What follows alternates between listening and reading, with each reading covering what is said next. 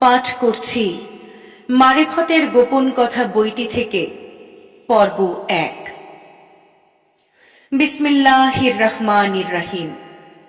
মাজার পবিত্র স্থান, কারণ ইহা কবর নয়।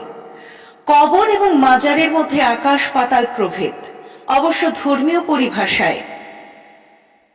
কেননা মৃত মানুষের জন্য কবর, জীবিতদের জন্য নয়। অথচ সর্বশক্তিমান আল্লাহতে যিনি ফানা তথা নির্বাণপ্রাপ্ত হয়েছেন, ইসলাম তাকে সর্বসময় জীবিত বলে দৃঢ়ভাবে ঘোষণা করেছে। সুতরাং যিনি সবসময় জীবিত, তার আস্তানাকে কবর না বলে মাজার বলা হয়।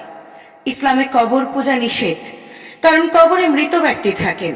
যদিও আজকাল আমরা মাজার এবং কবরের সূক্ষ্ম প্রভেদ না বুঝে সমাজের অনেক গণ্যমান্য ব্যক্তি এবং নেতাদের কবরকেও মাজার বলি। ইহা আমাদের একান্ত অনিচ্ছাকৃত ভুল।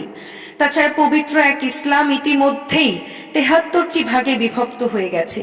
এই ৭৩টি ভাগের মধ্যে প্রত্যেক ভাগের আবার নিজস্ব দর্শন আছে, এবং প্রত্যেক ভাগের অনুসারীরা তাদের দর্শনই কোরআন এবং সুন্নাহ ভিত্তিক বলে দাবি করেন। এবং অনেক সময় এই দাবির যৌক্তিকতা নিয়ে ঝগড়া, এমনকি খুনাখুনি পর্যন্ত হয়ে গেছে এবং এখনো হয়। কখনো সুন্নি ও কাদিয়ানীদের মধ্যে, আবার কখনো সুন্নি এবং শিয়াদের মধ্যে, আবার কখনো সুন্নি এবং ওহাবিদের মধ্যে। হযরত মুহাম্মদ মুস্তাফা সাল্লাল্লাহু আলাইহি ওয়াসাল্লামের নামে যদি সৌদি আরবে মিলাদুন নবী পাঠ করেন, তবে সঙ্গে সঙ্গে চাবুকের আঘাত খেতে হবে। কারণ সৌদি আরবের শ্রদ্ধেয় ভাইরা প্রায় সবাই ওহাবি, এবং ওহাবিরা নবীর নামে মিলাদ পাঠ করাকে শিরক, বেদাত এবং নাজায়েজ মনে করেন। একমাত্র সুন্নি মুসলমানরাই মাজারকে সম্মান করেন।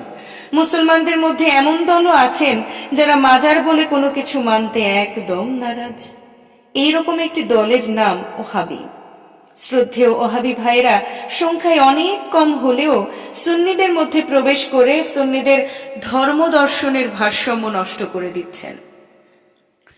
হাইকোর্টের মাজার শরীফে যিনি আছেন, তার নাম হযরত খাজা শরফুদ্দীন চিশতি রহমতুল্লাহ আলাইহি। ইসলামের অন্য কোনো দল অথবা তরিকায় গান বাদ্য জায়েজ থাকুক আর নাই থাকুক, কিন্তু চিশতিয়া তরিকা ইহার সম্পূর্ণ ব্যতিক্রম। চিশতিয়া তরিকার মধ্যেই কাওয়ালি, গজল, নাত, মুর্শিদি বিভিন্ন প্রকার গানবাদ্য হয়ে আসছে। বিভিন্ন সুরের স্রষ্টা হযরত নিজামউদ্দিন আউলিয়া রহমতুল্লাহ আলাইহির প্রধান শিষ্য হযরত আমির খসরু চিশতি রহমতুল্লাহ আলাইহি তার উজ্জ্বল ও বিস্ময়কর প্রমাণ। সমগ্র কোরআন শরীফের কোথাও গানবাদ্যের বিরুদ্ধে একটি শব্দও উচ্চারিত হয়নি। কেবলমাত্র দুটি শব্দের শাব্দিক অর্থের ব্যাখ্যা নিয়ে অনুবাদকারীর বিভিন্ন মতবাদ প্রতিফলিত হয়েছে। সমগ্র কোরআন শরীফে যে দুটি শব্দকে ভিত্তি করে অনেক শ্রদ্ধেয় ভাইয়েরা গানবাদ্য নাজায়েজ করেছেন, সেই শব্দ দুটো হলো লাহওয়াল হাদিস। উহা সূরা লোকমানের ৬ নম্বর আয়াতে আছে। আরবি ভাষায় লাহওয়ালের শব্দের অর্থ হলো বাজে তথা অসার, এবং হাদিস শব্দের অর্থ হলো কথা। দুটো মিলে শাব্দিক অর্থ দাঁড়ালো বাজে কথা। এই অসার কথা, বাজে কথাকেই মূর্ধন করে কেউ গানবাদ্যকে বুঝিয়েছেন, আবার কেউ কবিতাকে বুঝিয়েছেন, আবার কেউ গান, বাদ্য এবং কবিতা দুটোর একটিও বুঝায়নি বলে মন্তব্য করেছেন।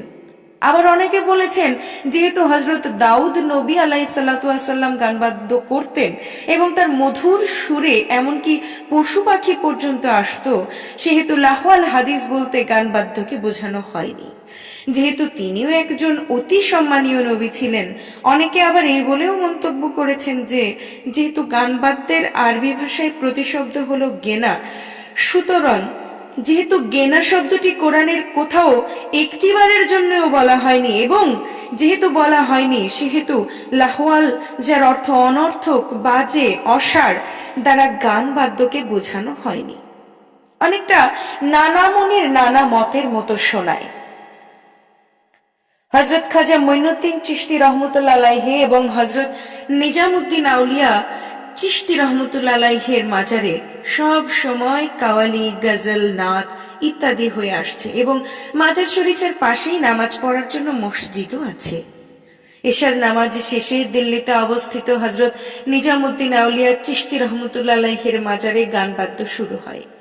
কিন্তু আজমিরে অবস্থিত খাজা বাবার মাজারে এবং এসব টাইম টেবিলের খুব কমই খেয়াল রাখা হয়, কারণ সেখানে শত শত কাওয়াল একই সময়ে গান গেয়ে চলেছে, শত শত বাদ্য বাজনার দল একই সময়ে বাজিয়ে চলেছে, হাজার হাজার লোক একই সময় জিকির করছে, হাজার হাজার লোক একই সময় কোরআন পড়ছে, মিলাদ পড়ছে, দাঁড়িয়ে নেচে নেচে জিকির করছে, চিৎকার করে কাঁদছে ইত্যাদি।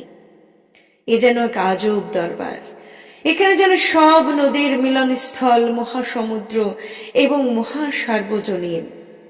মাজারে আছে কিনা, এমন মাজার আছে কিনা আমার জানা নেই, কারণ এখানে পৃথিবীর এমন কোন সম্প্রদায়ের লোক নেই যে আসা যাওয়া করেন না।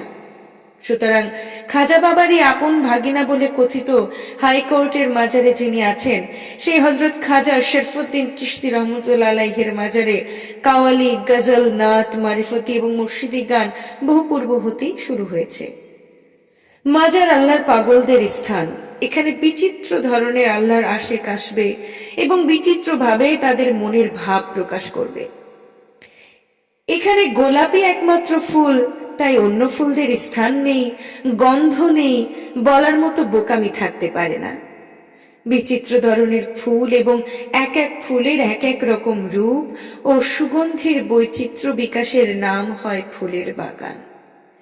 এই বহু ফুলের বিভিন্ন রূপ এবং বিভিন্ন গন্ধ একেরই আদর্শ প্রচার করে। বৈচিত্র্যের মধ্যে একত্বের তথা তৌহিদের সৌন্দর্য যে বুঝতে পারেননি, তারই বা দোষ কিসের?